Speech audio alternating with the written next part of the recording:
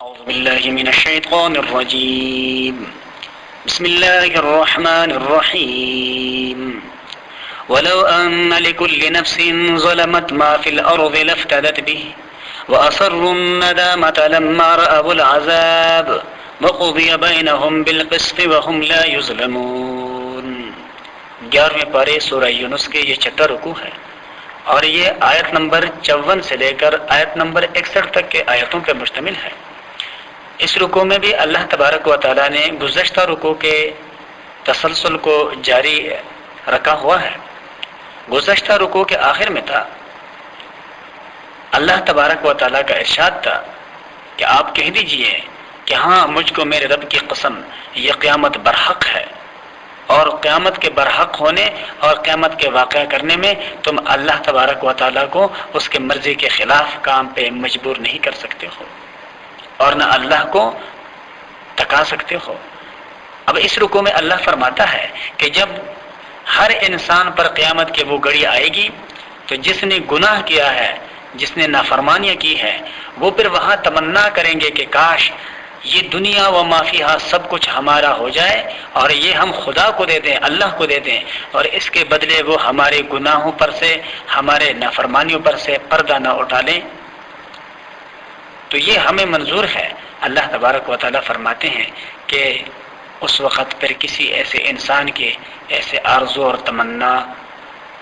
پر کوئی توجہ نہیں دی جائے گی. تو اللہ فرماتا ہے کہ اس لمحے کے آنے سے پہلے پہلے اپنے اعمال کی اصلاح کر دو کہ جب اس لمحے تم اپنے گناہوں کو اللہ کے حضور چھپا نہیں سکو گے. اللہ کا ارشاد ہے وَلَوْ أَنَّ لِكُلِّ نَفْسٍ، اور اگر ہو ہر شخص کا ظلمت جو گناہگار ہے، ما وہ کچھ فی الارض جو زمین میں ہے، لفتدت بھی پھر وہ بدلے میں دے اپنے، وَأَصَرُّ النَّدَامَةَ اور چھپانا چاہے اپنے ندامت کو، لما رأوا العذاب جب وہ دیکھیں گے عذاب کو،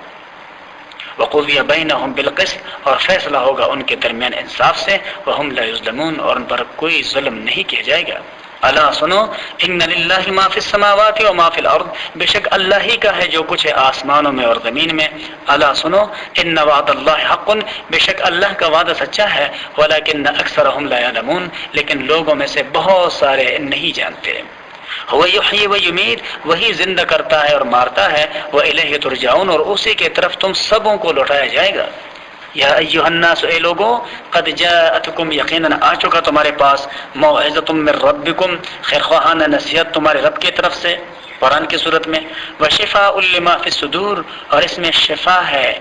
دلوں کے لیے، جو کچھ دلوں میں ہے اس کے لیے شفا ہے، وہدن اور اس میں ہدایت ہے، ورحمۃ للمؤمنین اور یہ رحمت ہے مسلمانوں کے لیے. جو کچھ انسانوں کے دلوں میں ہے، سینوں میں ہے، قرآنی تعلیمات اس کے لیے شفا ہے. انسانوں کی سینوں میں پیدا ہونے والے جو حسد، بغض، کینہ اور ناپسندیدہ ناجائز جذبہ انتقام، یہ وہ چیزیں ہیں کہ جو معاشرے کے اندر فساد کے باعث بنتے ہیں. اور قرآنی تعلیمات انسانی سینوں سے ایسے اسباب کو نکال باہر کرنا چاہتا ہے کہ اگر ان کو عملی شکل دی جائے تو وہ معاشرے میں فساد کے باعث بنے. یہی اسلام اور یہی قرآن کے بنیادی عقائد اور خصوصیات میں سے ہیں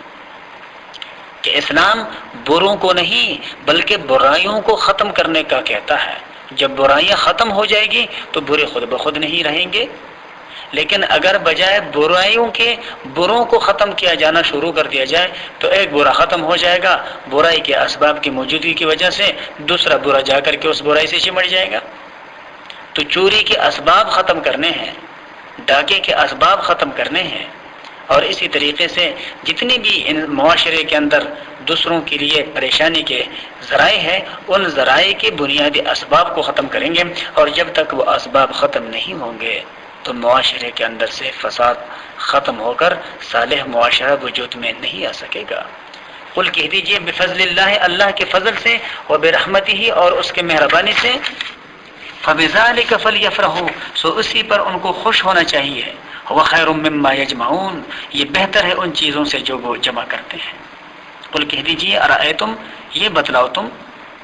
ما انزل اللہ لکم من رزق جو اللہ نے نازل کیا ہے تمہارے لیے رزق، فجعلتم منہ حراما وحلالا، پھر تم نے کر دیا ہے اس میں سے اپنے طرف سے بعضوں کو حلال اور بعضوں کو حرام۔ قل کہہ دیجیے اللہ اذن لکم، کیا اللہ نے تمہیں اس بات کی اجازت دے رکھی ہے، ام علی اللہ تفترون، یا تم اللہ پر جھوٹ باندھتے ہو۔